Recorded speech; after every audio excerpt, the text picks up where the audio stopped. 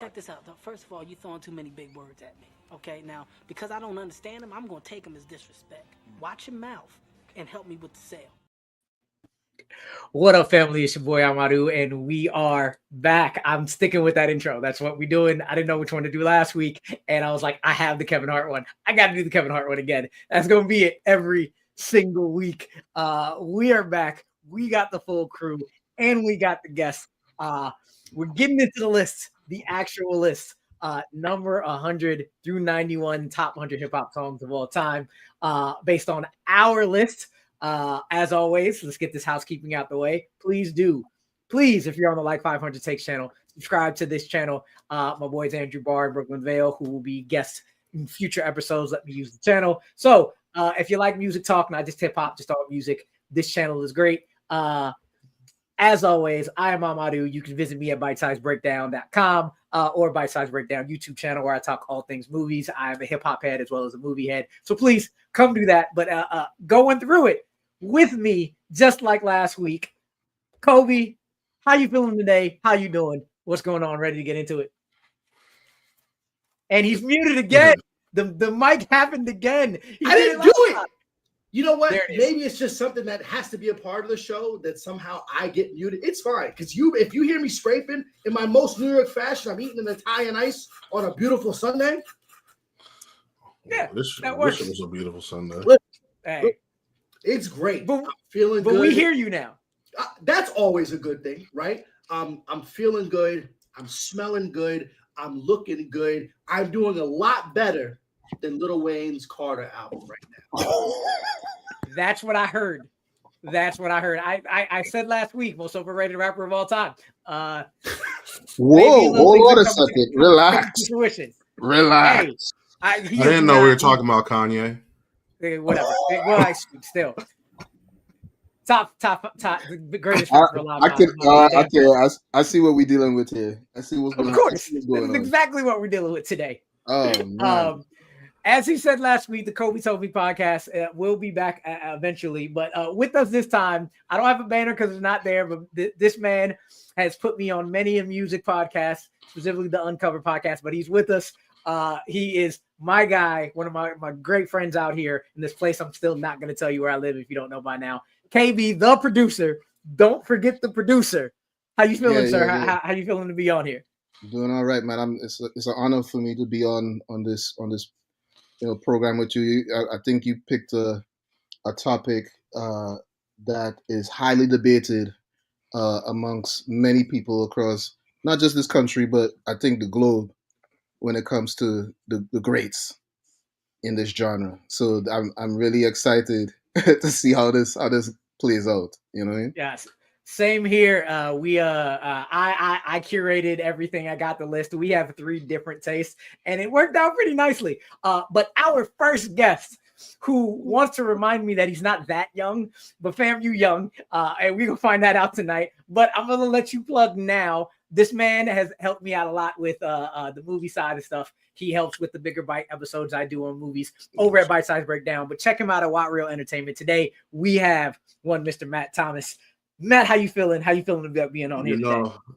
Felt old for the first time in a while. I shouldn't say that. My godson makes me feel old all the time. But felt old involving stuff from my lifetime for the first time in a long time today.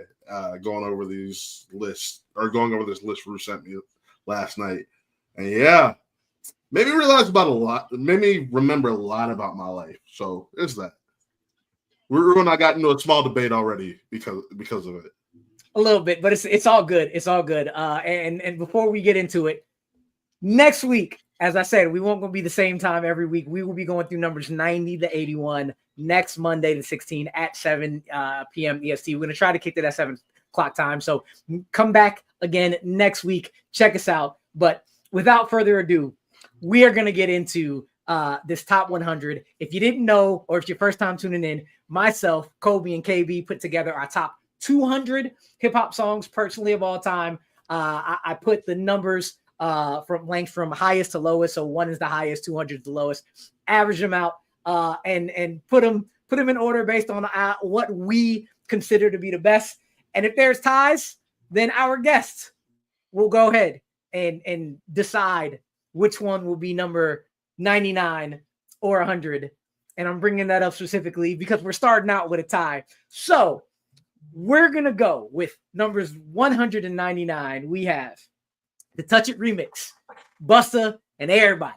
The DMX version, the Rod Digger and Mary J version, the Papoose and Lloyd Banks version, versus I Need Love by LL Cool J, Lick His Lips, Ladies Love Him. We're going to start with the Touch It remix. I had it at number 160 on my personal list. Kolby had 65. KB did not have it on his list. Kolby, we'll start with you. Why did you talk about this song? Why did you have it where you had it and so on?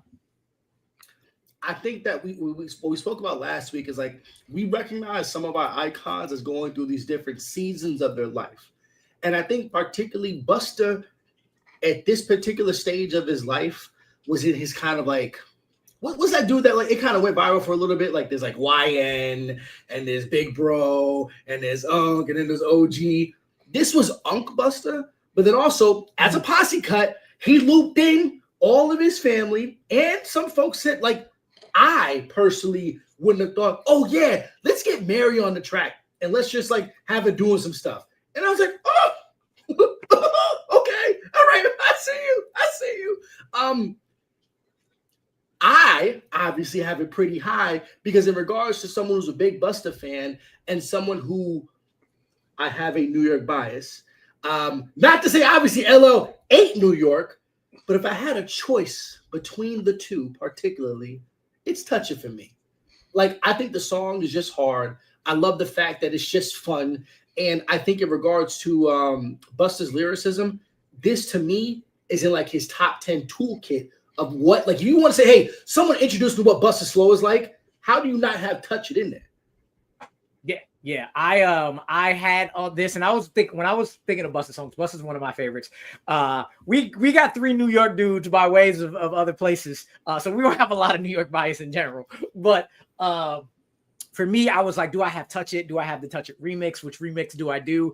And then I had my own version, and then Kolby put a different one. I was like, F that. We put them all together. Now I will say though, when it comes to Touch It in particular, there are better remixes than others. There are definitely a couple. For me, there are. In general, though, what I remember specifically about this is one.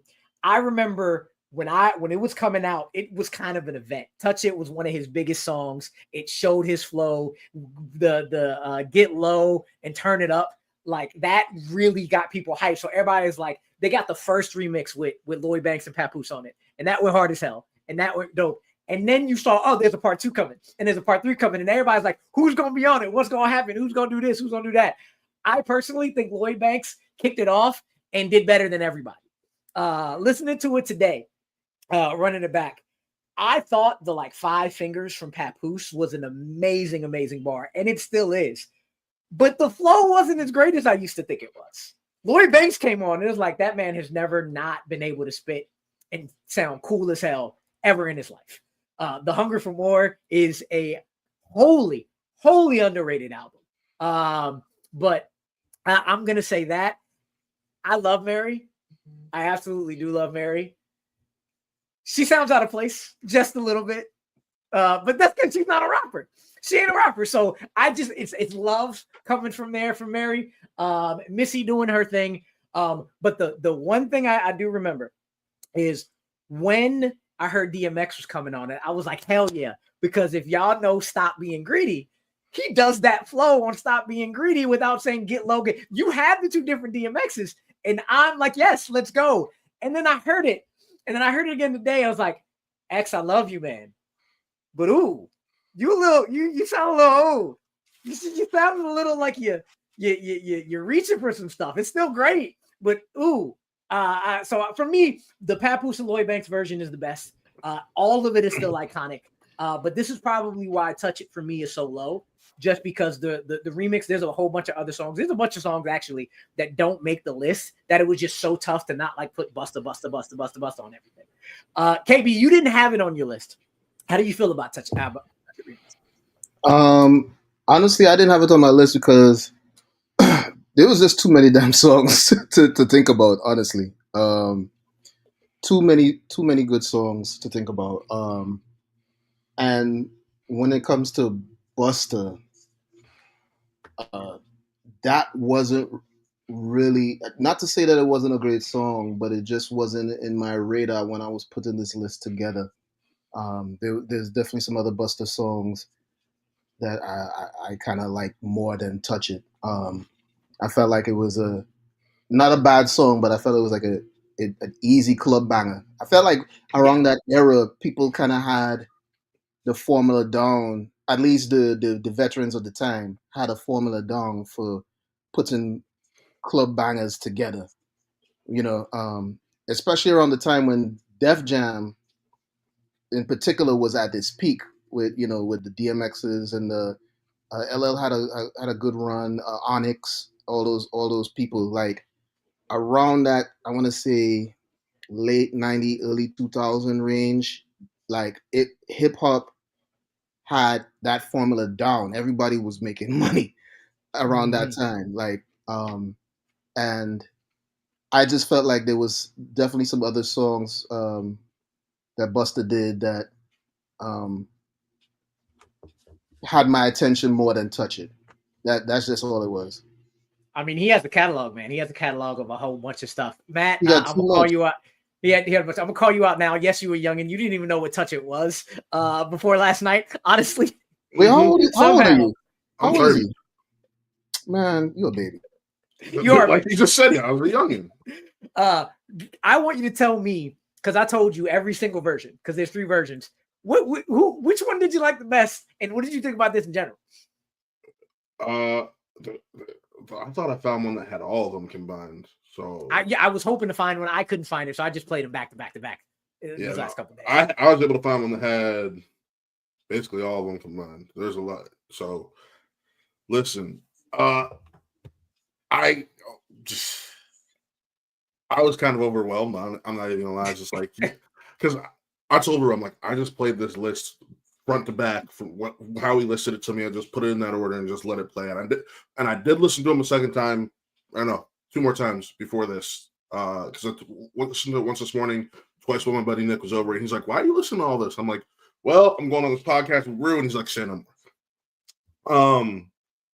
Yeah. So honestly, I know you just dissed Mary J, but I'm a big Mary J guy, and I love Mary J. I love Don't ever put out there that I diss Mary J. Just say I thought she felt a little uncomfortable, but she was still good. I would never diss Miss dancing with the high heels Auntie Mary J. I would never do that. Sure you wouldn't. But yeah, I really dug Touch It because I actually heard I Need Love at like barbecues when I was younger. So like that one wasn't new to me, but Touch It, it was.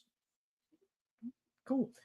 Moving on to I Need Love. KB, you had it ranked number 31. Talk about LL and him reaching out and grabbing wind and hitting air with his soft voice. First of all, that's what he sounded like to me. Who's playing I Need Love at the cookout though? That's what I want to know. That's kind of wild. Listen. Growing up, my dad's side of the family did not give a fuck. There's probably a certain time of the cookout where I could see this coming on, mm-hmm. depending on who's the DJ. That's the you ain't gotta go home, but you gotta get the hell out of here. So that's what it gets to me. That gets played at the end of the night when you ready for everybody to go home. You know what I mean? All right. So the DJs were always my dad, my great uncle Jerome, or my uncle Randy, and literally I don't know whose mix it was, but growing up, cookouts, my grandmother and great grandmother lived in a duplex with and they had the top half, and then my great uncle Jerome had the bottom half. So like all the cookouts were just over there because we could use both parts of the house. So I'm pretty sure it was probably Uncle Jerome's mix now that I'm thinking about it. Because like you said, that's the you don't gotta go home, but you gotta. Yeah.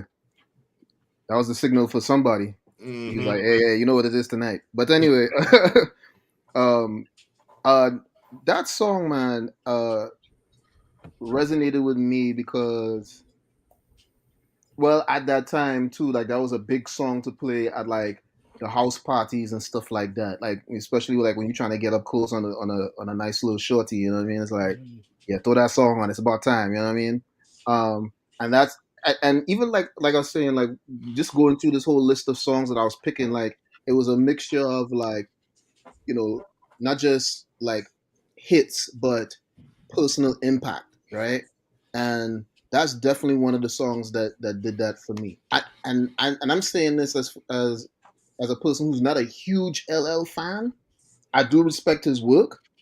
And he one thing he stayed in that pocket of appealing to the ladies and stuff. Honestly, I feel like Drake followed his formula.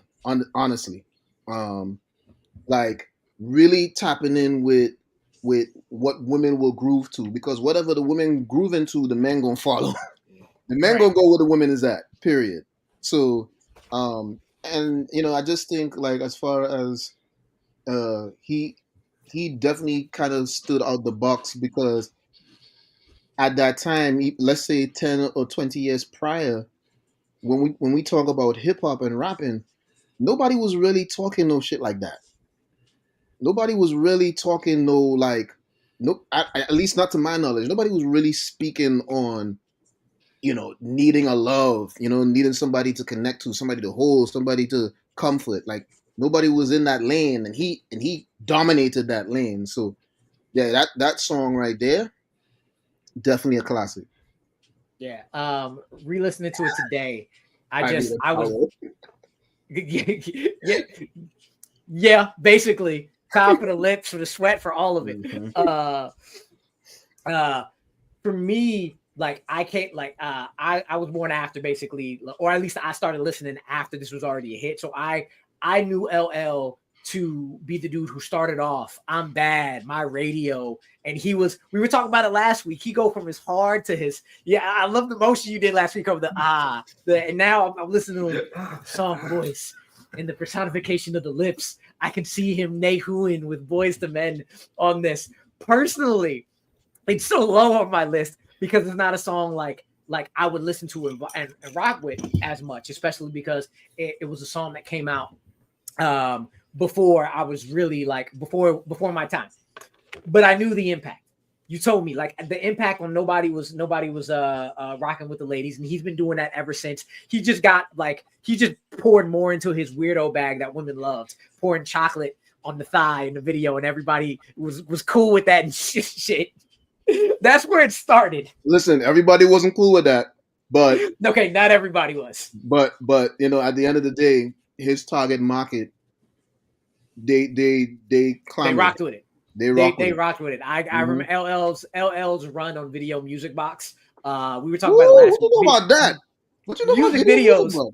But bruh, I was on just Chicago for 5 years, nothing but Music Video Box over and over, just all the videos. And LL's run on that is legendary. Music videos are going to be talked about as much as just the songs themselves. But yeah, but I knew the impact, because not only did it start with that lane, but the people who were listening to him or rocking him beforehand didn't know him to do that. And that kind of switch, I know how impactful that was. You're right. There is no Drake if LL doesn't start this, like at all.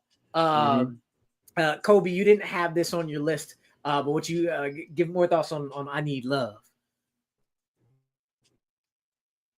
Oh, is he frozen? Yep. Yeah, he's just been having a rough time. Oh no, he's moving. He is, but I think he's behind. Matt, you go ahead and go on until we get him back. Kolby, when you back, you let us know. He looked like he's back. You can see his eyes on that. Nah, it's a delay. Yeah, that was me. That was me. Yes. Yeah, go ahead, man. Kolby, let us know what your thoughts on I Need Love. Yeah, I mean, I Need Love is cool. I was one when it came out, so like it didn't hit me until like I had to like rediscover, you know, LL in a very different space, right? LL had transitioned into like a prominent like on-screen camera career, so I had to rediscover this. I was like, oh, this man was very, very different, because like I Need Love was never played before Mama Said Knock You Out, right? And it was just me and my mama for like a long time. And she wasn't going to have I Need Love as a part of like my LL diet, right? Maybe because she was the one at LL's concerts. I don't know. I don't want to think of my mom as a bop. However, I just don't like it didn't gravitate towards me. I will say this. I Need Love is probably more culturally iconic for what it did for the late 80s at that time than what Touch It served in that time of transitional hip hop for where we were in like my college years, right? It's undeniable how swaggy Touch It is compared to I Need Love. But I'm fine with it taking precedence on this list above Touch It. Well, Matt, it's on you to figure that out. I understand. I still don't understand how like the barbecue with the family had I Need Love, but talk about I Need Love before you make your decision. Which one's gonna be 100, which is gonna be 99. But the decision was made before the show. Like, well, funny enough, I was playing 2K with Nick. Like I said, I was just rolling the playlist back again. And we looked at each other. It's like, for this being LL, this is kind of ass compared to all of his other shit. Damn. Damn. Like, I just, like, it was still fine, but like, this is kind of ass compared to everything else. So I'm assuming that Touch It. All right, cool. So we gonna go with number 100, which I actually like. When I saw after I put everything, I saw I Need Love at 100. I was like, you know what? That's actually a cool 100 to kind of cap it off with. And then we're going over to 99 Touch It remix. I mean, his reaction is the reaction that the hardcore dudes of the time had making that song. Like, no, but it was the same reaction. It was like, oh, that's too soft.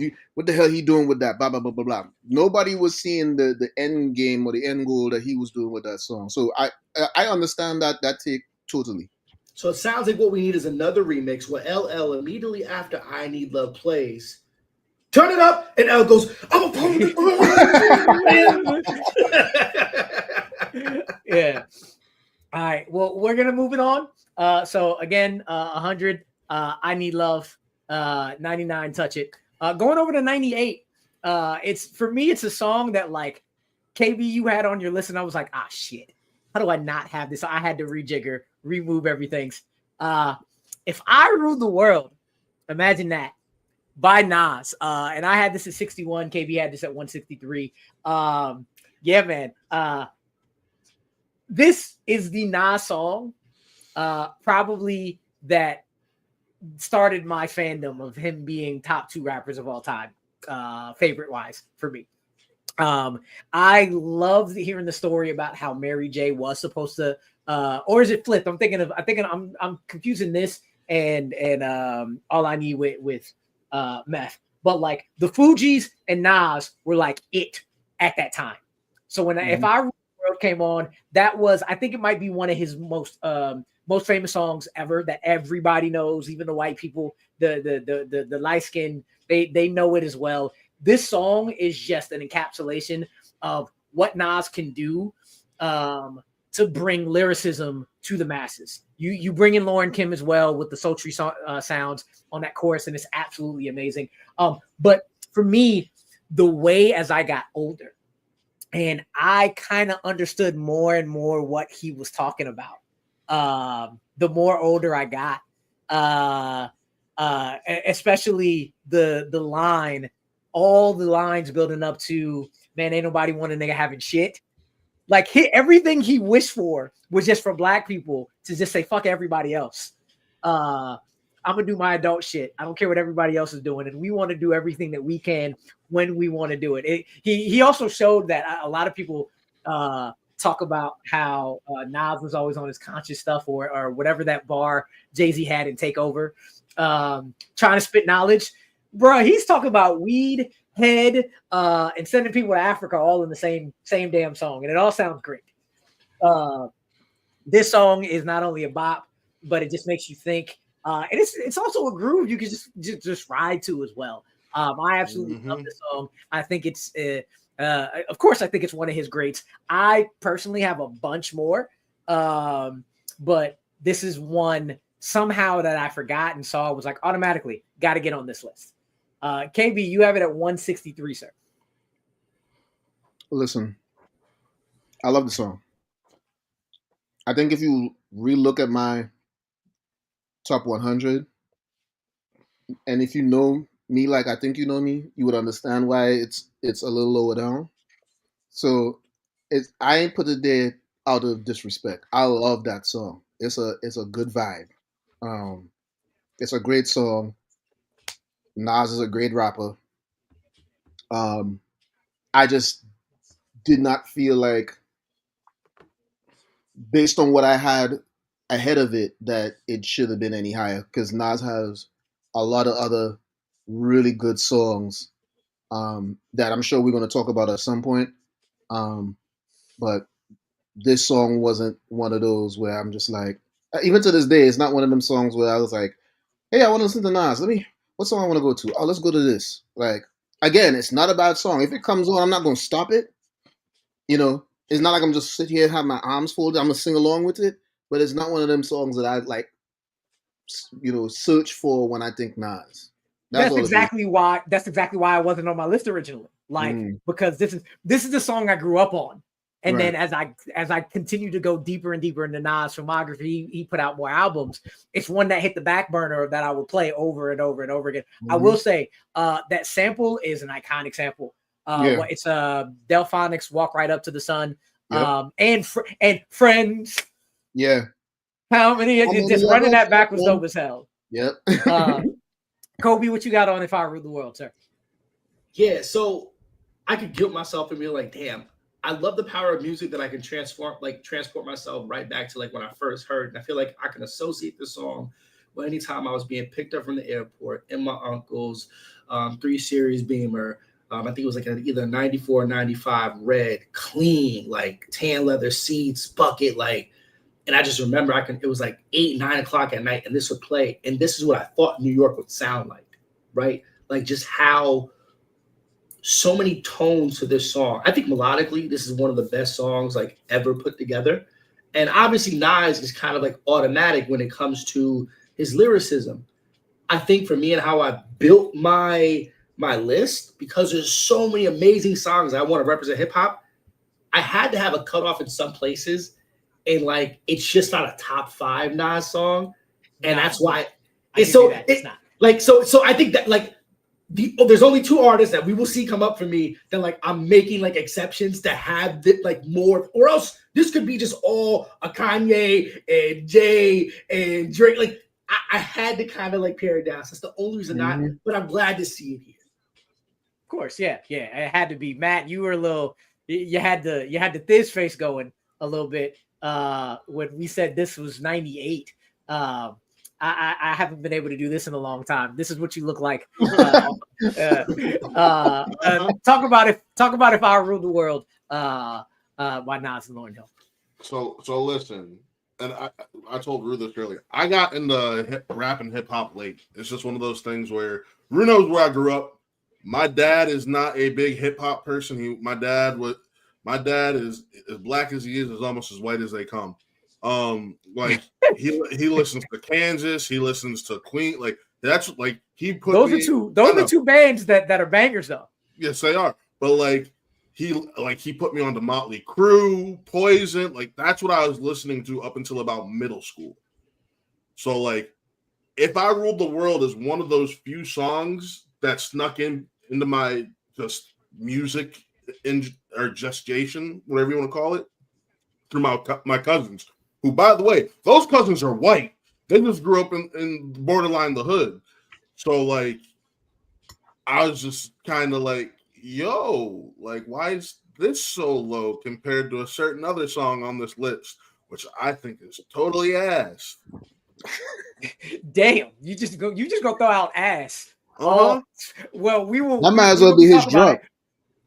Yeah, we gonna be talking about ass a little bit later in the show. Apparently, maybe that's what's on your mind. I don't know. I don't think any of these songs are ass. It's just different vibes. I think one of them is definitely times. Whatever. Still, I get you. This is definitely a why am I forgetting the word? A key point of entry. Yep. Classic, of course, it's a classic, but a point of entry for a lot of people. Also, middle school is not like that bad of a place to like actually start listening to rap, because there's like so many people who looked at me at 5 years old rapping a DMX like, what the fuck are you doing? Like, I edited myself all the time, but everybody looked at me like I was crazy when I was listening to X at 5.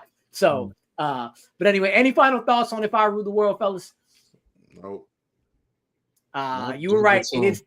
It is definitely a classic. We're gonna head over to number 97 with pioneers of not only hip hop but beatboxing and a whole lot of other stuff. We got The Show by Dougie Fresh and the Get Fresh crew, which includes, of course, one Mr. Slick Rick. Kolby, you had it at 115. KB, you had it not too much higher up at 105. KB, talk about The Show. It's a classic, point blank, period.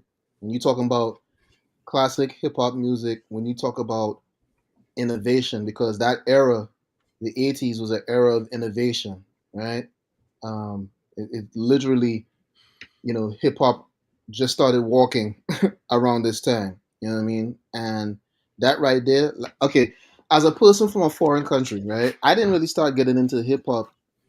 I heard hip hop music before in Trinidad, but not a lot. Like maybe 1 or 2 songs. I didn't hear anything on the radio. I didn't even know hip hop was playing on radio stations in Trinidad, right?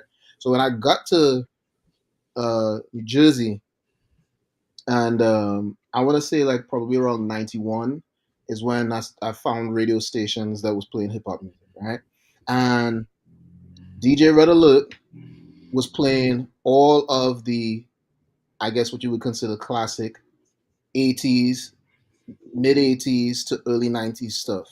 And The Show, you would hear Dougie Fresh, Slick Rick, Biz Markie, all of these individuals, and they were taking hip hop at that time to a next level, another height. And this particular song is definitely one of those jams where, like, even to this day, if I hear the song, I'm not gonna turn it off. That's the jam. That's a jam right there. So yeah, I wish I could have put it up a little higher, but again, there were some other songs on my list that was just, I felt like a little stronger. Kolby, you had it at 115? Yeah, I figured at some point it would kind of like where I would have it, it would be elevated and moved up. So I'm glad that it's making its place here. I think that this to me feels the most like quintessential with going from that kind of like electronica funk version of hip hop in the 80s, moving into like beatbox, beat boy, like this is what made Dougie Fresh, right? And this, I'm not to say this is what it's been his entire career, but this is like built like the strongest base and platform to be like one of the dopest beatboxers that kind of pioneered this sound. And like it's great storytelling rapping, right? I think that it still feels fresh. I think it's always nostalgic, and yeah, appropriately, I couldn't not have it on the list, and I'm glad it made it into the top 100. Yeah, I don't know whether or not getting punched in the face during this song will make you hate it or make you just remember it more just because of the vibe. I mean, like one of my favorite parts of it is where he goes, "I'm known for the insert Dougie Fresh beatboxing, not for the insert Biz Markie beatboxing, because I'm not gonna do it on here and embarrass myself." But ahead. Like that and I did a little bit. I also love like the back and forth between him and Slick Rick. Like I have a lot of songs on here. We'll talk about it soon. The back and forth between two people is one of the best things in hip hop. I want to say that they might have been the first. If I'm mistaken, they might have been the first to do that, because and as a result, again, talking about pioneering stuff, Mobb Deep would do that back and forth. Raekwon and Ghostface would do that back and forth. Styles P and Jada Kiss would do that back and forth. Red, it's like some of the best out there, did it, for sure. Yeah, and like I'm always gonna try to like just stick, and the beat is iconic. The incorporation of the Inspector Gadget theme song all up in it is beautiful. For me, I always liked. I try not to like spoil the rest of the list, but sometimes like this was like 115, 116. Lottie Dottie was like right behind this. And for me, I love Lottie Dottie more just because with your Rico Pussy, I can't be your lover. Just catapults that over the show for me a little bit. That's why it wasn't on my list, but I saw it. I was like, damn, where do I put it? But this song is an absolute banger. And it is that I like what you said, Kolby. It is that transition where the 80s rappers are not doing the ABC and then a 1, 2, 3. Yeah. You're starting to get into the flow. You're starting to get into the all the different aspects of it. With beatboxing being one of the foundations and pillars of hip hop. So absolutely a great song. Matt, did you hear this song before today? Yes, that's one of the few I heard. This was another entry point with my cousins. Still shocked that it's below that other song. Very, very shocked. That much newer song that it's below. I have a guess at what might be, but I don't know yet. We'll see. Oh, you know what it is. Yeah, but yeah, keep going about the show, what you like about it, and just like KB said, it's just classic. The beat, the flow. Like even when I was listening to Nick, he's like, "Is this Inspector Gadget?" I'm like, "Yes, it's sampled Inspector Gadget." And he's like, "Wow, yeah." I'm like, "This is the '80s." So, I mean, I absolutely loved it. Dougie Fresh, we did that review of Freaky Tales earlier this year, and I love it. I can't say more. Yeah, and it's funny, like Black Don't Crack. Dougie Fresh looks just damn near the same as he does. Yes, he does. In that video that he does now, and still doing the same thing, and everybody's gonna go wild. Love it, absolutely crazy. The show number 97. We're gonna move on to number 96. One of my favorite songs ever. Speaking of back and forth, Definition by Black Star. Number 41 for me. KB has it at number 176. This was my song going to the Southside Y in Chicago, playing over the speakers. Me not knowing that Mos Def was not a man strictly from the islands. Always thought he was just like a reggae rapper, and then I started listening to it. And I was like, no, he has that kind of accent to him. Or Mos Def, Yasin Bey, just the one of the most iconic chord 1, 2, 3, Mos Def and Talib, just one of the most iconic choruses. Again, that back and forth. The big thing for me about Definition is it just shows how much flow and rhyme scheme is just as important as what lyrics you're saying. You get Talib and you get Mos just putting together just not even it's not even the whole verse. It's just a bar you listening to. Consider me the entity within the industry without a history of spitting the epitome of stupidity. That was a thing that I put on my MySpace page at one point. One of those clickers, on MySpace, and I just wrote that whole thing out just because I thought it was so dope. The beat is absolutely ridiculous. It is not only is it a great song, but it is a song you can run back again and again and again and again. It can get any place going. I think that not only is he one of the best rappers turned actors ever, but probably one of the most underrated. I waxed poetic last week about Miss Fat Booty making the honorable mentions and not making it in here. There's a lot of songs. That's why Definition is so low. I'm just glad it actually made the top 100 because there are a couple of songs that just missed. I was like, damn, can't talk about it. This is just iconic.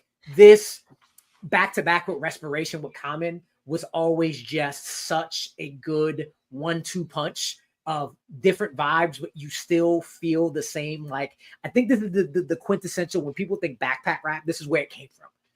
This kind of just soul. And in the video, what I love when he's saying 360 milliliters and he stops rapping and just takes a sip of it and gets right back to rapping.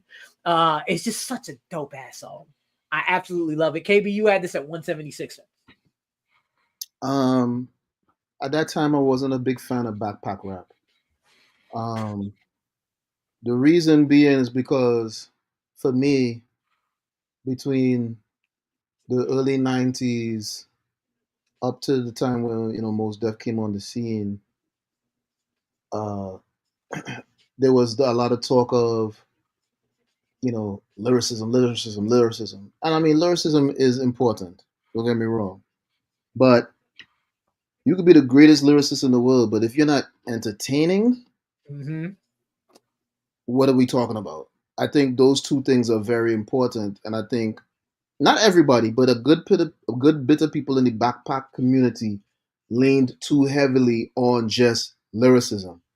Also, I feel like because certain artists, not, and I'm not, singling out most or Talib or people like that, but I do feel like some people were so headstrong with lyricism and trying to come up with the most complex bars that unless somebody knew what the hell you was talking about, you was by yourself. You was by yourself, and I mean, at the end of the day, right?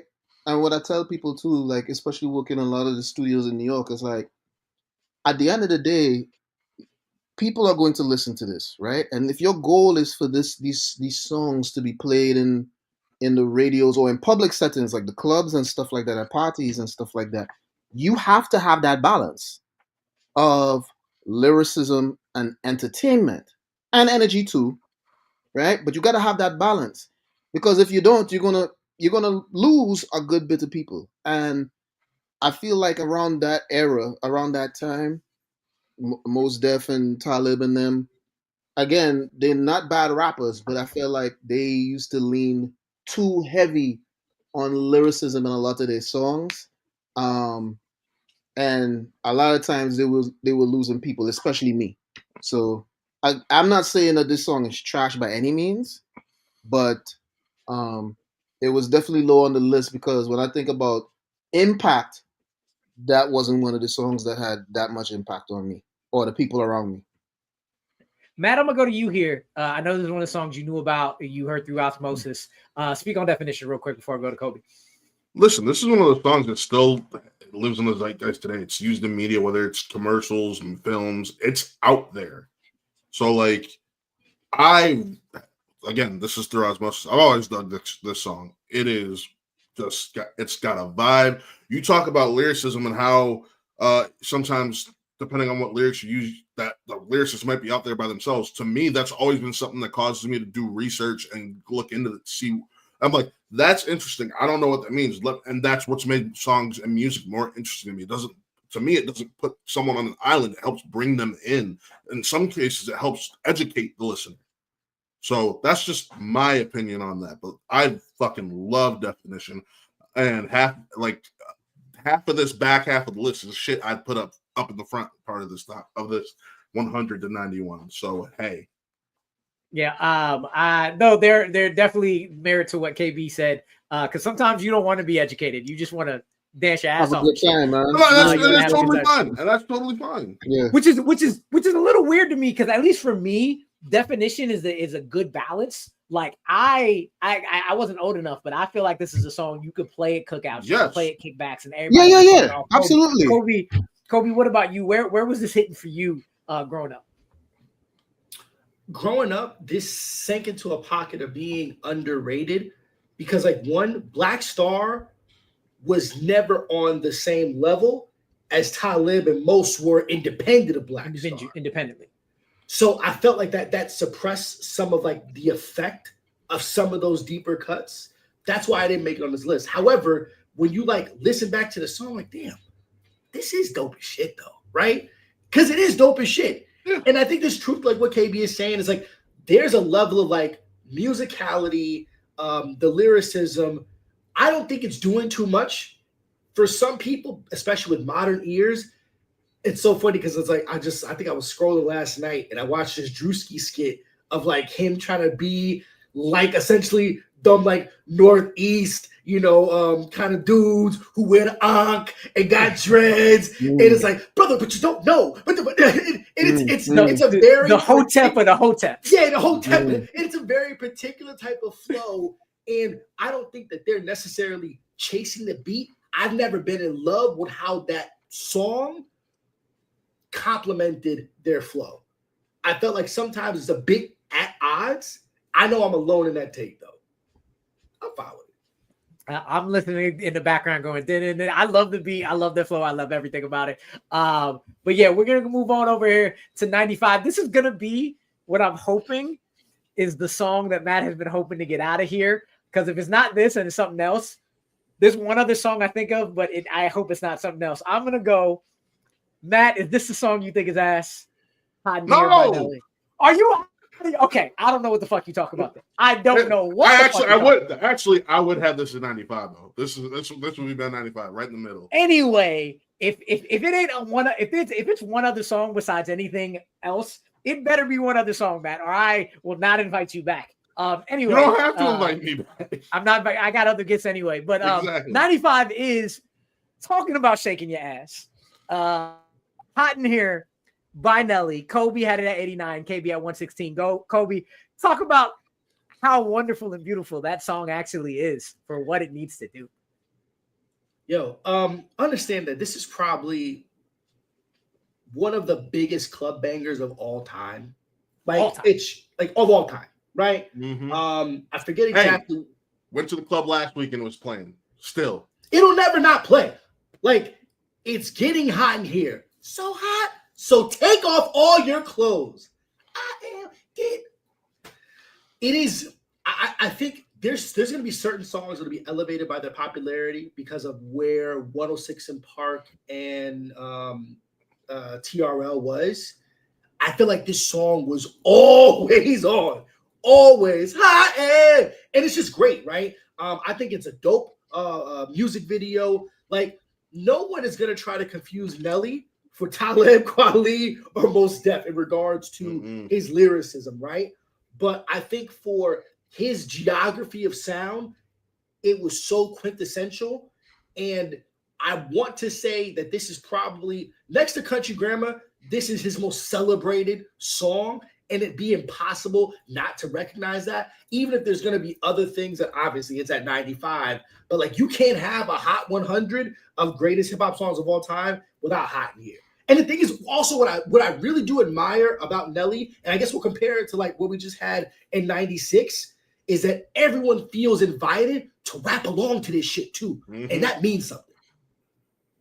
For sure. KB, you had it at 116? Yeah. I never liked Nelly, still don't. And I really did not want to like Hot in Here when it first came out, right? And honestly and truthfully, when I was putting this list together, where Definition is at 176, I really wanted to put Hot in Here down there, right? But then I was like, all right, KB, relax. We put in this list together based on not my impact, but social impact. And that song had a lot of social impact for a song that wasn't very strong lyrically. But it got a lot of people shaking their ass in the clubs, and the parties and whatnot. So I had to put it where I put it at just for that reason. Which I think is very respectable, considering that I'm not a Nelly fan at all. I think a lot of his songs is very nursery rhyme-ish, but at the end of the day, when you're in the club and the ladies are on the dance floor shaking their ass, where you think I'm gonna be? Right there doing with that them. Same thing. Yeah, annoying as hell. Very singy-songy, very nursery rhymey, and I just couldn't understand it. But at the end of the day, the ass calls, and I follow. It does all the time. I remember when Country Grammar first came out, me and my brother were like, what the fuck is this? This is not going to go anywhere. And then it blew up, and then we were singing along to it, and then Nelly became one of the most successful rappers of all time, period. This blew up while you were here, didn't it? Probably when I was, so he lives in a place that I lived in for a year, Mayfield Heights, Ohio. I put out your city and I would put out mine. My bad, my fault, but you put that out there all the time. So yeah, it blew up when I was out there. And it's a dope ass song, but yeah, go ahead, man.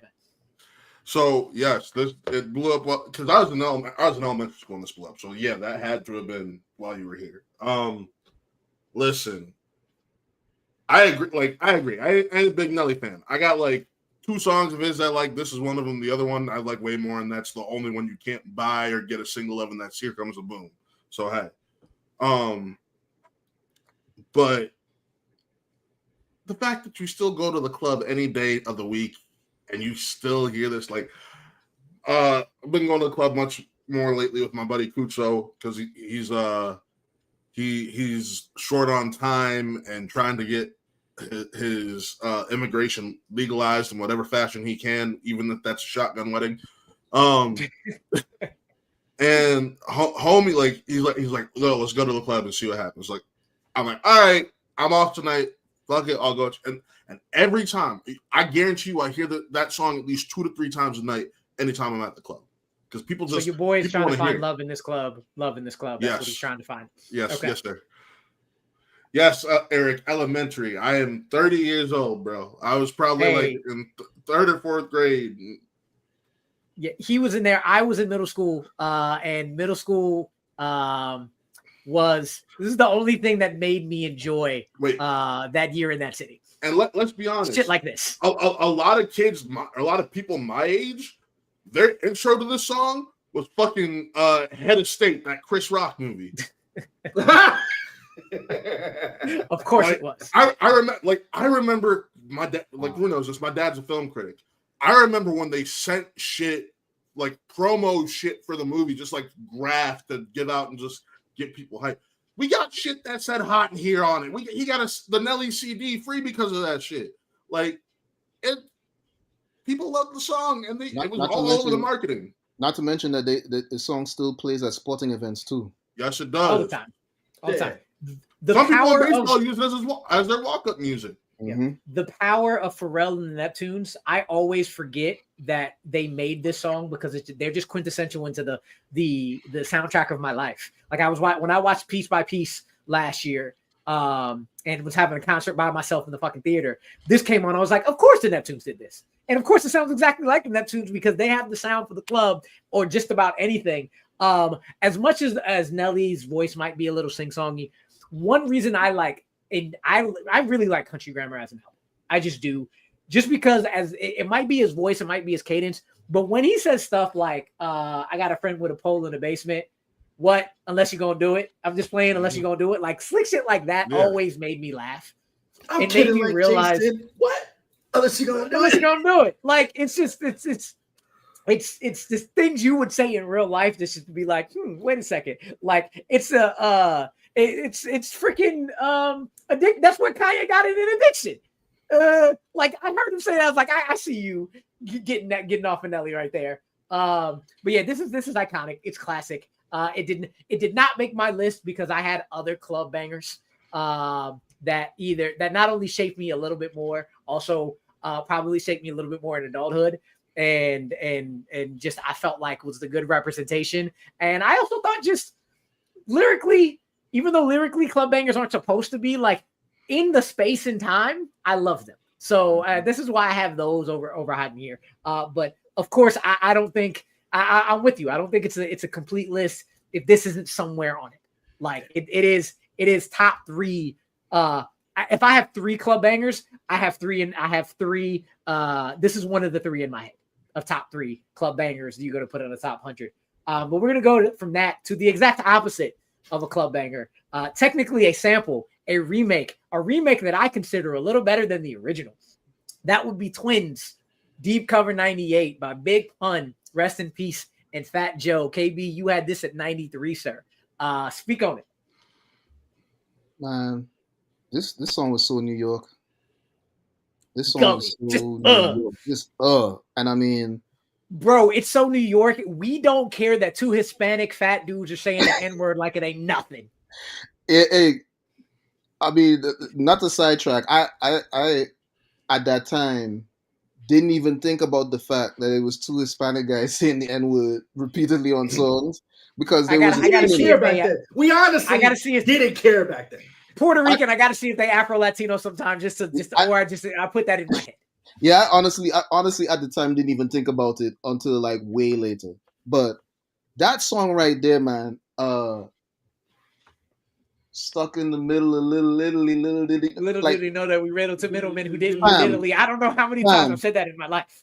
Fam, when I heard that, I said, "Hey yo, this man gonna hit the top real fast." real This fast. 400-pound man speaking at that kind of speed.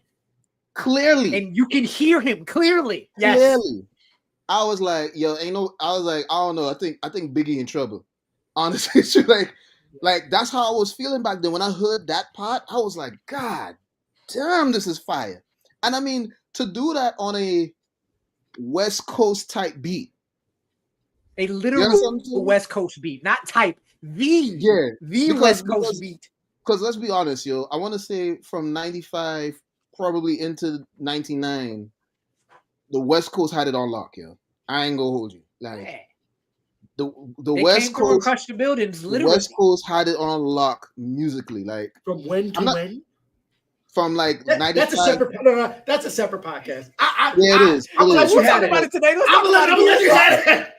Listen, we'll do a versus right now, and I'll just line up and go. Hold on. I'm saying like, and I'm saying this as a person that was a diehard East Coast representative, but even I had to admit that as a music lover, that the West Coast had a lot of bangers coming from one major label. So like that's just what it was. So for them to do that on a track like that, and again, we're talking about like what we were talking about, what I mentioned earlier about like that back and forth type of, you know, rhyming style, that tag type of rhyming style. Oh man, like, and it was just so gutter, yo. Like they took that West Coast trick and they just made it so New York gutter, yo. Like I could not have that any lower on the list, yo.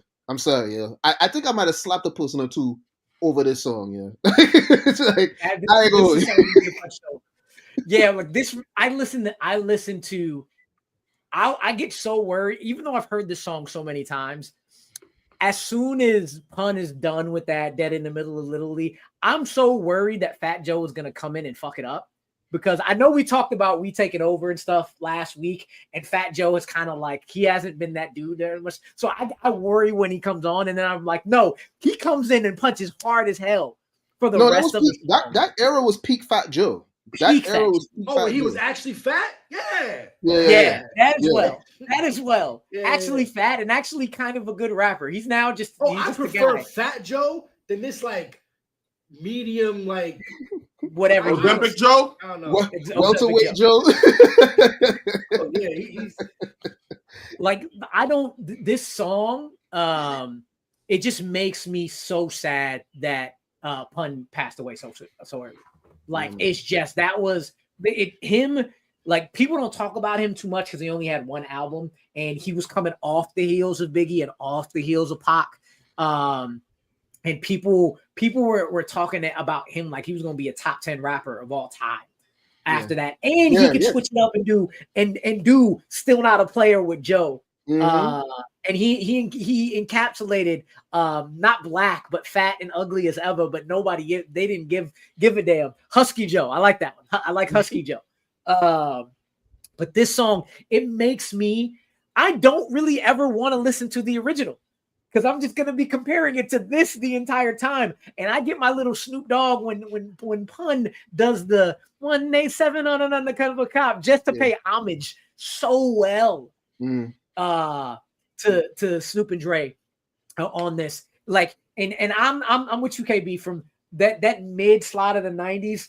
West Coast was on it, so being able to take this actual beat and say, all right, it's 98, we take it back over it and we gonna use a West Coast beat right on top of it and just take it and slam it out the park. This song is it's a staple. It's New York. It's Spanish Harlem. It's all that, man. So gutter. Kolby, what's your thoughts on Twins? I am mad at myself that, like, as I was putting together my list, no Pun came up, and it's just like I completely just like, oops. I'm glad that y'all saved me because this makes sense, right? Like it just this was like the hardest that Fat Joe's ever been. Pun was a career cut way too short. And And I'm just glad we kind of got to just collectively live in like a moment in time, because there's not been outside of Fat Joe another rapper of this ilk from that cultural region to live up to anything like this. Mm-hmm. I mean, Like, you got that Mexican OT, but he ain't gonna ever be that, and he's the South anyway. And without Paul Wall, I'm not doing anything with him. So let's keep moving on that one. yeah. Yeah. So no, this was up. Cool, Matt. What do you think about Twins Deep Cover '98? Did you even listen to the original one? No, I didn't. No, fam. You don't I need never to do heard that. I've never heard this song until today. Have you heard either versions? Have you even No. Have you seen the movie Deep Cover? Have you heard of the movie Deep Cover? I've heard of the movie Deep Cover. I ain't even never seen it though. Okay, so the original song Deep Cover is off of the soundtrack of the movie Deep Cover. It's Dr. Dre and Snoop Dogg. At least, what did you think the first time you heard it? I enjoyed it. Actually, this was one of the songs that would have been towards the top of my list. I actually really fucked with the song heavy. I love the beat. I love Fat Joe in it, and I'm not really a Fat Joe guy. Exactly. But I plead the fifth because like I was just like I'm vibing with the song. Keep in mind the first time I listened to it was at 5:30 in the morning today. So, well, I'm glad to introduce you to this song. I just love that that you can hear just one of the best beat makers of all time in Dre, and he allowed them to take this beat and just smash on it and style on it, and it was crazy good. I'm glad I have another song in your rotation, Matt. So anyway, back to another tie, and we'll see what Matt's reaction to these two, because then he'll know what the last song on the list is. But anyway, we have at number 93 and number 92 either Rebirth of Slick, Cool Like That by Diggable Planets, or Through the Wire by Kanye West. I'm going to go over to KB. You had Rebirth of Slick, Cool Like That at number 93. Yeah. That song had a chokehold on me for some weird reason, it might have been because Old Girl was in it. I don't know. Yeah. But what I thought interesting about that song, it came up in a time where, when as far as New York was concerned, anything that was hip hop or rap was rugged street shit. Not everything, but most shit. And somehow this song, which kind of went back a little bit into like, I want to say, it kind of tapped into like the late 80s vibes of where they used to sample a lot of jazz records, right? It was kind of refreshing to see a group at that stage in hip hop doing something like that, and for that song to cut through like that. I thought it was a catchy song. I didn't find it overly lyrical. Definitely not a song that would be playing in the clubs or whatever, but definitely I've definitely heard it at the cookouts or whatever. It was just a vibe, man. I think that was one of the songs that was just like trying to keep the vibes alive, Yeah. For me, this song is timeless, and it was proven to me about 2 weeks ago, where I was teaching a class, and I play Pandora nonstop in the background, and I play my music. I don't play their music. Fuck that. FTK, fuck what they want. None of yes. It is beyond a classic. But one of my quietest girls in the class doesn't say a word when she speaks. She speaks at like, and in the middle of me teaching, she was like, I have a question. And she's like, you know what? I'll ask later because it's not math related. I'll ask later. So she came up to me and was like, what was that song that was played? And like, I had to go back and I was like, which one would she actually like? Because there's also a little girl for some reason. A 12-year-old black girl loves classic films, black and white all the time. And I'm like, okay, cool. And I saw Rebirth of Slick. I was like, it's got to be that one. And I played it. And she's like, yes. What is that song? I want to know what that song is. And it just made my heart fucking filled with glee and everything. I'm gonna move that out the way so we can see y'all for a little bit.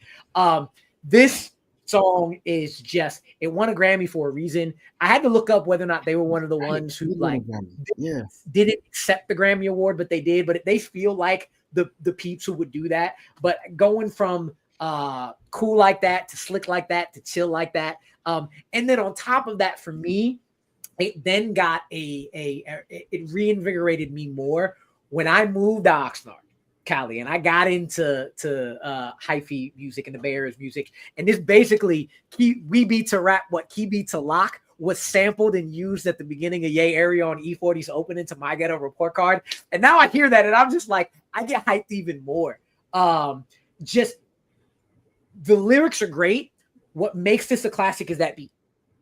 The jazziness, the smoothness, the it's still hip hop, and being able to have people who think hip hop is nothing but gutter and just be like, oh, this is smooth as fuck.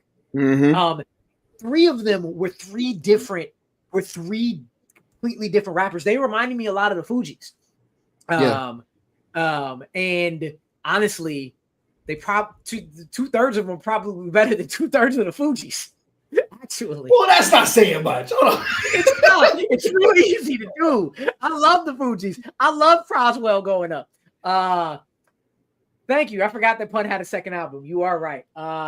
They criticized the capitalism when they received the award. That's what it was. So they what they did was they dedicated this song to Black culture in general, and tried to like discuss homelessness and conflicts and all that. That's the kind of group they were. And this is a utter classic that will never ever go away because of that beat, because of their flows. And I'm sorry, I don't know the female rapper's name, but she cuts through like a knife in between. Ladybug. Ladybug. She cuts through the middle of that track between the two dudes like nothing. She does. Like it's and crazy. She was fine as hell. Yes, she was. Probably still is. Kolby, the definition of 90s fine is her. Mm-hmm. Modest, just natural. Your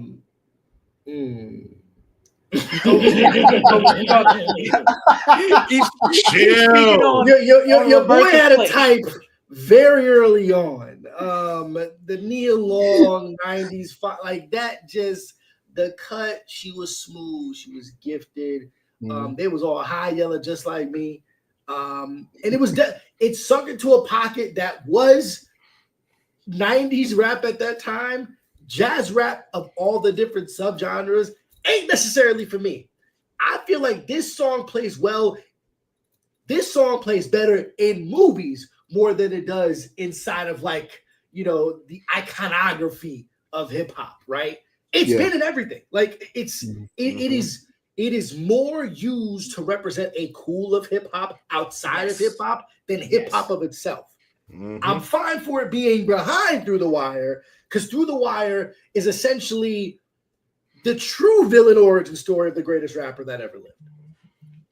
We'll get in that in a second. Matt, you are one of the people who have heard Rebirth of Slick through osmosis and through film and through that. Speak on like Rebirth of Slick and your connection to it. Bro, that chorus is just, I'm cool. Like it's just so recognizable. And until today, I never knew the title. I just always knew the fucking song.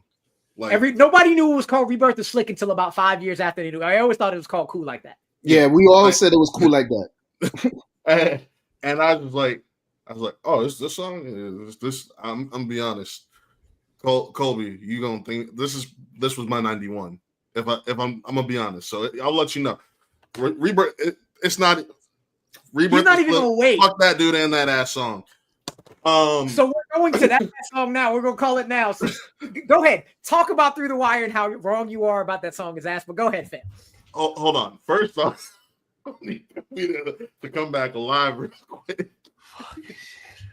Please remember, we are going to during this list. We're going to be talking about a lot of problematic people, unfortunately. But their music was still iconic. But go ahead, man. Go ahead. So first off, and when I told Rue straight up, I had never heard Through the Wire until today. I told him I was going to kick him off if he picked the wrong song, and I'm going to kick him off for saying, okay, no. I said I was going to do it because, again, you're wrong, but go ahead. Go ahead. I've never really been a big Kanye guy. I've heard two of his albums through, and I'm like, like I've never really cared for like. What were those 2 albums? Graduation, actually 3 albums. Graduation, My Beautiful Dark Twisted Fantasy, and 808 and Heartbreak. That is all I heard. You missed his best albums. You think I care? Like I didn't care for it. Like I had like 5 songs maybe of his that I actually fucking liked, and I was like, all right. And then he just started acting like a dumb motherfucker, and I'm like, I'm not even gonna attempt to even listen to your shit anymore. You know what? I never thought that like I would know when people talk about like either they don't like, you know, Pac, Biggie, Jay, Nas, right? I've never been on like that side. It'd be like, how could you? I guess I'm gonna have to put this banner up now. We talked about Rebirth of Slick for a while, so explain yourself about just song wise how you could even say that. But go ahead, Matt. You go first. I broke the tower. I was honestly bored listening. I tuned out while it was on. Like that's how much I cared about it. Nothing about that shit interested me whatsoever. Damn. Well, you know what? Surprisingly, I never thought that this would happen, but it's happening the first time. Kolby doesn't have a Kanye song ranked higher than somebody else. It's only by 1. KB, you go ahead. You talk about Through the Wire and why this was the introduction of the Kanye pre-Donda that we actually like acknowledge. Well, I mean, Kanye not only gave us unique production at that time, but he was also giving us unique storytelling at that time. And what I tell a lot of people when it comes to Kanye, you know, especially when we're talking about Gold Digger and stuff like that, I do feel like he was giving all of us who he was from day one. And I mean, Through the Wire was my introduction to Kanye. Would I put that song over Cool Like That? Thinking about it, probably not. But I do feel like that song was the beginning of a shift in what is considered a hit in rap music at that time. Like, I feel like that was the beginning of showing people a new evolution to that genre of music, honestly and truthfully. And I mean, listen, we got the Kanye that we got today, and it is what it is, right? A lot of people say they didn't see it coming. He called a song Black Skinhead. How do you not see it coming? Post Donda. That was post Donda. His mama dying. That was like six albums gone. Yeah. Nobody. When this came out, nobody. But anyway. Okay, when you said post Donda, I thought you meant the album. The album? Right. No, I meant no. We talking about his mama. When you go back and you listen to Black Skinhead, it's low key fire. Like, I didn't say it wasn't. That's one of the few songs of his I've heard and I actually care for. Me and Kolby last week established there are a couple of people where there's a post and a pre for Kanye. It's his mama passing. There's pre Donda that where Donda had him under control and let him and that's what I was going to say. Like that was an era too where his mother was like, you start understanding now more than ever how important his mother being in his life was at that time. So important. Like to this day. Well, I can't say, I don't want to get too sidetracked, but I can't say that he's honoring that by what he's done since her passing, right? Because the lessons, he already got the lessons from her. She was in his life most of his life. So he dishonored her legacy long ago. But when Kanye was under control, right? Man was a genius. He was a genius, hands down. Like a lot of people to this day, a lot of the music to this day is heavily influenced, whether we want to admit it or not. A lot of the music today was heavily influenced by him coming up on the scene. That's just what it is. We can feel how we want to feel about him today, but we can't deny his impact on the culture pre-Donda. Yeah, I said it last week. I'm gonna say it again over the summer. That 4 run of his first 4 albums is one of the best runs in music. Period. I'm gonna do this quick. I have a lot of songs higher ranked than this one, but this was the introduction. That sample of Through the Wire by Shaka is brilliantly put together. Rapping through literally the wire is so damn good. But I'm not gonna do it the whole time, Kolby, but I'm gonna give you the solo layout just for real quick, just to give you a little spiel, and I'll put you back, but you can start it off solo, fan. There was a certain level of evolution, like what KB was hitting at, where we were transitioning from a sound in the early 2000s, and there was a particular rapper that was able to take something to make it his own without trying to be like, because essentially it was really cool to fake the funk and do about that rapper life, right? He didn't have anything. And the progression of his albums was essentially the building upon him taking advantage of everything that he had, and he spoke to that lived experience. So much so that the pain of nearly losing his life transformed from being a guy that made some sick-ass beats and no one ever wanted to give him a shot to be able to take backpack rap and shoot that shit to the moon, right? Mm-hmm. To get the respect of everybody who was around him in the game, right? Mm-hmm. And to be able to witness that in real time. And for me, I knew that while I could have this specific song higher than most on the rest of the list, I wanted to start the beginning of my 100 with Ye and then do some other things with it. And Through the Wire, I think just taking apart the song, the arrangement, the drums. He's one of the best producers when it comes to drums ever, right? His storytelling, his flow is so much him. You can hear a little influence here that there, but his syncopation, his tone, and the thing is, this was still very much rough. And he took his own baton, grabbed that shit and said, hey, I'm about to give you banger. I'm sorry, but College Dropout is one of the 10 greatest albums of all time. Hands down. I can't argue that. I like Late Registration better, but again, those 4 albums. I've heard parts of both of them. But I would say this.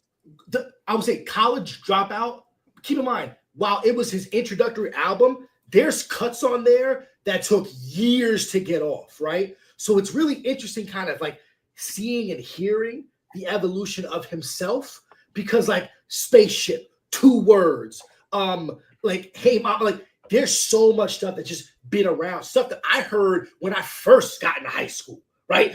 Wait, how did all this album? It's an amalgamation of just so much, and then just his artistry to be able to marry his spoken word with a unique sound, with his mind, his visuals, his music videos are so dope, and he truly is. It's hard to put into words why I felt such as kinship. So all I do is just put on music, and that explains it for me. Yeah. I'm just go ahead, man. Go. I'm gonna break your heart. I've heard 2 songs off of that, and that was literally Jesus Walks and Hey Mama. Those were the only 2 I could say. Actually, I shouldn't say I've heard them.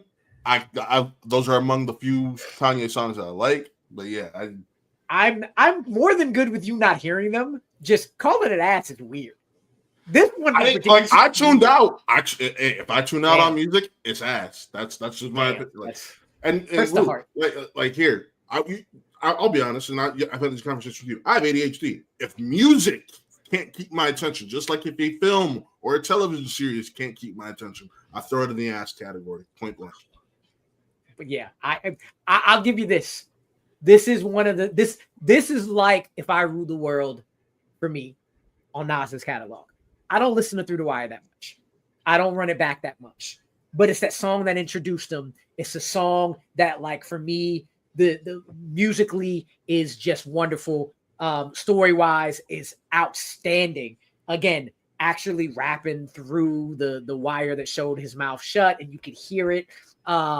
It's a dope. It's a classic song. I am very happy that came through, even though it wasn't on my list.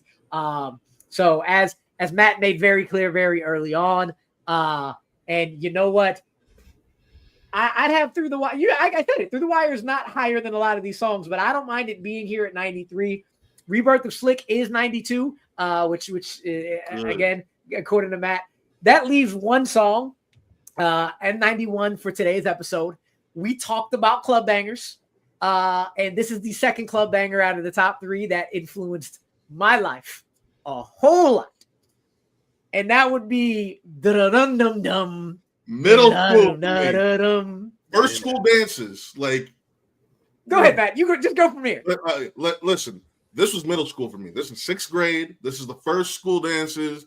This is when you're finally starting to get involved with girls and shit, really, and you're not being a kid as much. You're starting to develop who you are. And honestly, this was one of the first rap songs that was in my life. Like, I fucking love this song. And again, it's still a club banger to this day. Like, if Hot in Here is playing, I guarantee you 9 times out of 10 at the club I go to, this is playing after. Yeah. Kolby, you had it at 95. You had Hot in Here a little higher, but you still had this in your top 100. Speak on it, sir. Yeah, man, it's one of those things where it has to be representative. I think of like the Dirty South and that particular sound. I wanted to make sure that I would be able to touch the full amalgamation of what hip hop is. And wow, it's crazy. As someone who was born in Miami and raised in New York, this specific sound caught to me late. But it did affect me at a time in my life where I was inside the teen clubs, and when you put this on, it get put on you. And you got to respect it, right? To be able to make it do what it do. DJs know exactly when to appropriately put this on. And even to this day, now granted, I'm 38 years old. I ain't in a club like that no more. Put this motherfucker on. You about to see some things happen. You know what I'm saying? Lil Jon and the East Side Boys, like, one, you know you've done something when you can be able to have Sandra Bullock in a movie twerking into it, right? At a campfire, right? Like, we're talking about something that should never happen. That is the power of hip hop. True hip hop, when it be able to crosses like the plane into like other things, and it's iconic, right? Yeah. Is it great production? No. Is it great lyricism? Yes, it is. Take that back. Yes, it is. I think it's great production. That music video, I remember that music video still to this day. That is great. Oh, okay. Visuals, yes. I'm talking about the song and its musicality. No, I think you could put this in a barrel of knives and you wouldn't. It's just. I think you're saying that because of the simplicity of the beat. The beat is very simplistic, so I could understand why I could understand why you say that. But I do feel like sometimes the simplest things can move a lot of people, and I think this is one of those songs. And honestly, I don't even understand how I forgot this song, because in the times when I was going to the club, this song right here exploded. The roof would explode when this song came on. Like, I'm talking about everybody. This is the song you play at the very height of the party, when everything's building up, everybody's sweating, people got their drinks, everybody having a good time, and you throw that song on, that's when everything, all rules is off, like all bets are off, everything's gonna go crazy in the fucking party at this point, and then it turns around. And turns around and Dave Chappelle said, they got them going, oh, ski. Oh, ski, goddamn. Like, I'm sorry, Master Walla, if you understand what I'm saying, but shout out to Easy. He knows what I mean when I say switch, because that's what the party was doing. That's what this song was doing. Yeah. Like, shout out to my boys, Al Knoxar. Shout out to Easy. Shout out to Ray. Shout out to Jacob. All of them, because even still going into high school for me, I still had that same mindset you were talking about with Roberta Slick. It's lyricism. It's East Coast. It's you gotta say. And then like I had to slowly start recognizing why Paul Wall's verse on Drive Slow is my second favorite verse of all time, because the taking being able to take what you know and put words together that make sense for the time and for the space and for the area and for what you're doing, and doing it that at the highest level does not mean having to put the best wordplay together. It means being able to yell to the window, and then everybody will yell to the wall from here until 11 years from now. The call and response is high. Just Like- in the yin yang twins with just the it is what Migos and all of them have gotten their ad libs. It's just the voice and all of that, like them. It made me understand how hip hop is not one thing. It is just authenticity for what you're doing. And this is peak production to me. This is peak hypeness. This is peak, like I said, call and response. I will say one thing about it that I recognize. It's very similar to swag surfing, just not to the degree of swag surfing. The song is a bit long, and the DJ also knew when to get out of it to move into something else. Absolutely was like, of course this song has to be. This was like you said, Through the Wire had to top off your list. I said Get Low has to be 100. Like it is it. It is the start of the 100 because it is kicking shit off, right? Any last words on Get Low and how this shaped y'all's lives? Listen, you talk about when people say to the window in the club. I don't know how they do it where you guys are, but in the club here, they'll literally play To the Window and then cut the music. Cut it off. Yeah, just cut it off, and the entire crowd is responding. Like, still, this song's damn near. Oh God, this song's damn near 20 years old. And we still play everywhere. Yep, just fucking love it. It's an all-timer. Okay, it's an all-timer. KB, any last words on Lil Jon? I am really disappointed that I forgot this song and that it wasn't on my list. I will do better in the future.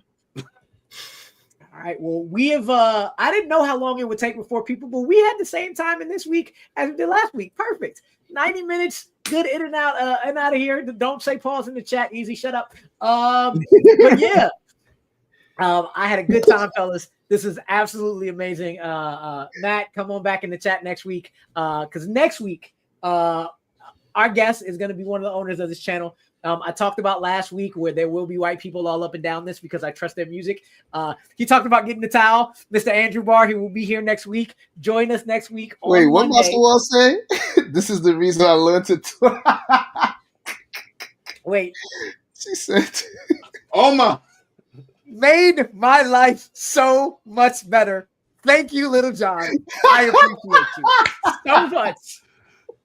Yes. Great note to end off there. I know Master Wall is downstairs right now. Like, are you kidding me? You put it in the chat. It's okay. I love you. oh my God. Oh, it's so great. Come back next week on Monday, 7 EST, with one Andrew Barr. He is the owner of this channel. Again, I said we will have the white people. The white people will be here. One of the white guys that I love. I hope y'all will get to know all the directions and instructions. But before we get out of here, just to run down our official number 100 to 99 as I play these songs in the background one more time in this order. We got number 100 as decided by Matt. I Need Love by LL Cool J. Number 9, the Touch It remix featuring everybody: DMX, Rod Digger, Missy, Mary J. Blige, Papoose, and Lloyd Banks. 99. Number 98, If I Rule the World. Imagine that. Nas featuring Lauryn Hill. Number 97, Beatbox King himself. The Show, Dougie Fresh and the Get Fresh Crew, which includes, of course, the one and only Mr. Slick Rick. Number 96, Definition by Black Star, Mos Def, a.k.a. Yasin Bey, and Talib Kweli. Number 95, Hot in Her by Nelly. Number 94, Mr. Dead in the Middle of Little Italy, Big Pun, featuring not Ozempic, not Husky, not Welterweight Joe, but one Fat Joe. Number 94, Twins, Deep Cover 98. And again, decided by Mr. Matt Thomas. Number 93, Through the Wire by Kanye West. It's on there. It's where we got it. You got it as low as it possibly could. Number 92. We all thought it was called Cool Like That, but it's actually Rebirth of Slick. Is it Diggable or Digital Planets? I'm assuming Diggable, right? We've all said Diggable. Diggable Planets. I thought it was Digital. I thought it was digital. See, I don't know. I know Digimon is Digi, Dig Gut, whatever. It's, When I was is 98, but there's a whole lot of Nas coming. Don't worry about it. Yeah, when I was a teen, we used to say Diggable. So I don't know. With the GA, I'm gonna go off of phonetic. English teacher I used to be a long time ago. I haven't done that in a while. Diggable Planets. And number 91, I'll skeet motherfucker. I'll skeet goddamn. Lil Jon and East Side Boys. Wit Get Low. With that, for one, Mr. Kolby Mac, for one, KB the producer. He's not getting a send off at all. Not one bit. Kiss my ass. And you know what? Because of that, it's the perfect transition to go to this one, Mr. Matt Thomas. This is for you. What? Bro, what are you talking about, man? Bro, I'm out, man. That nigga's tripping.